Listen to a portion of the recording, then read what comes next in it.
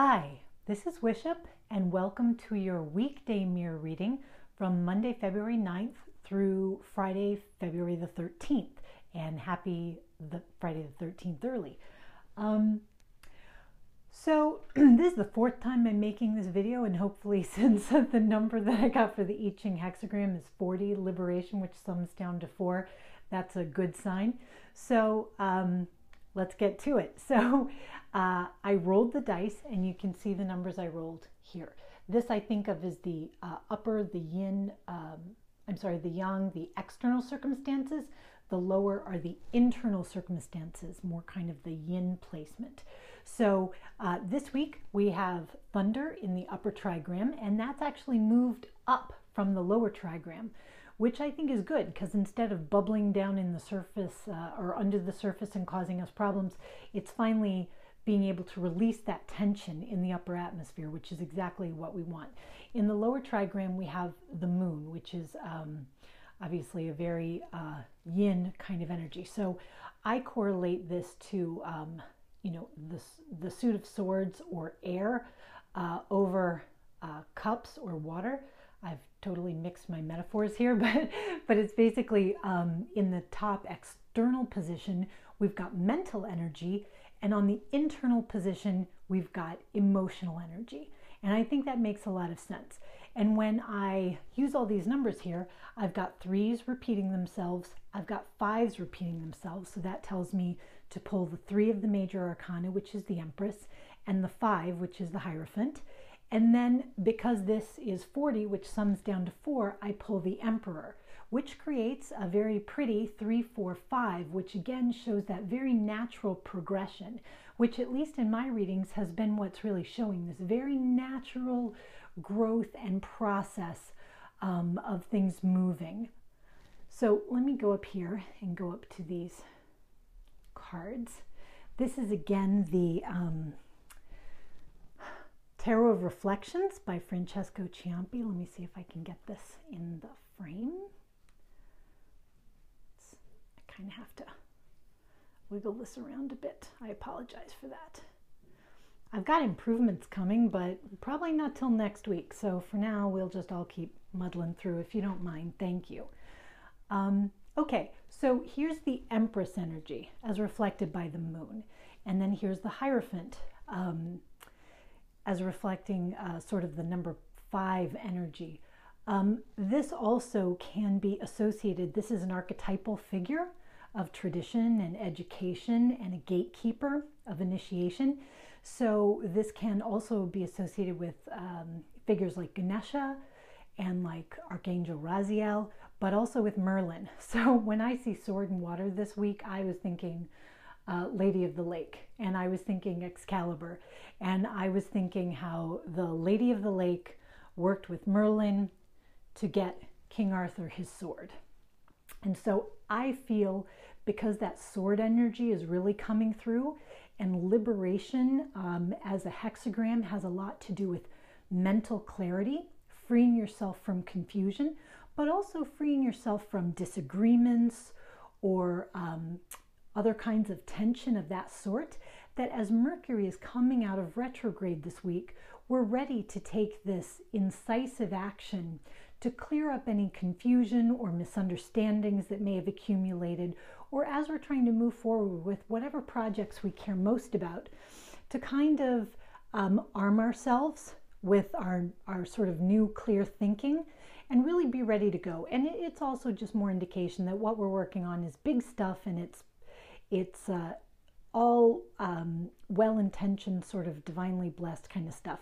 So let me show you another couple cards that are indicated by the dice I threw.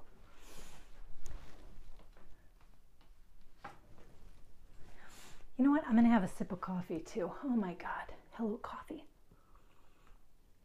Oh, so good. Okay. Thank you.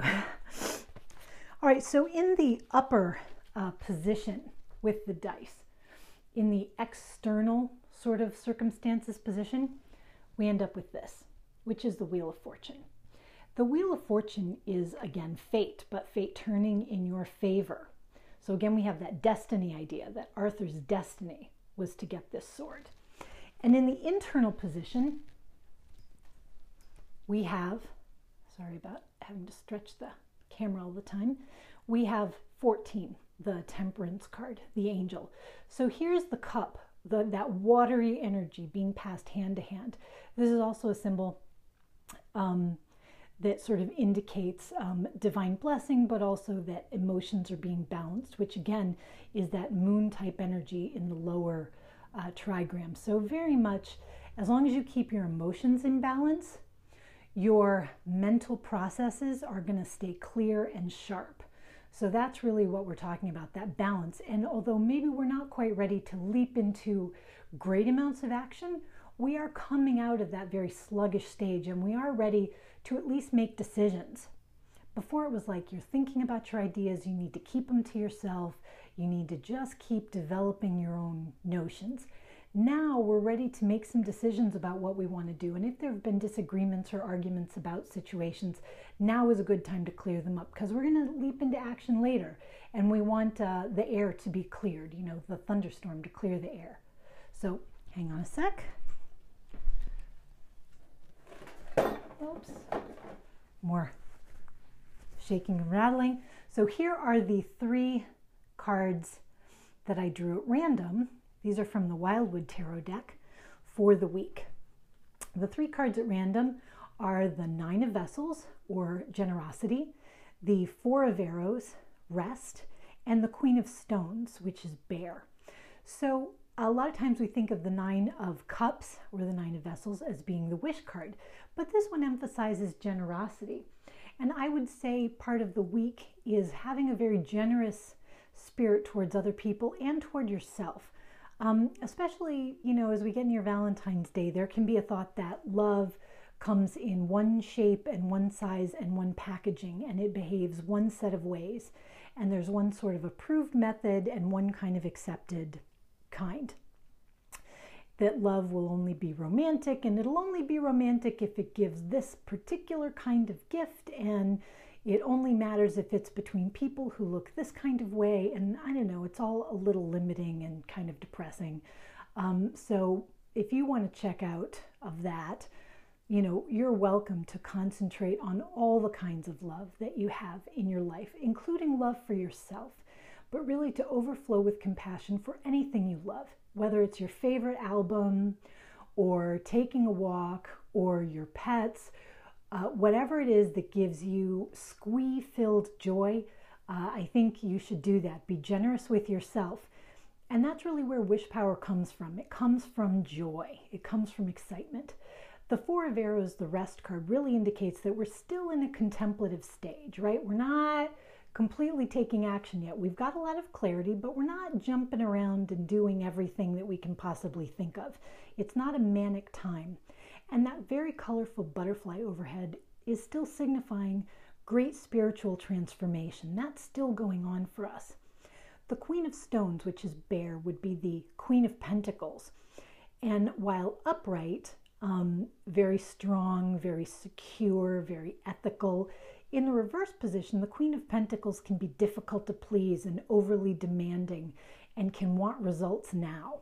Well, that's not where we're at, not quite yet. So while things have moved, you know, King Arthur's been given his sword, but he's not out doing battle with it yet. He's kind of got to get used to handling it.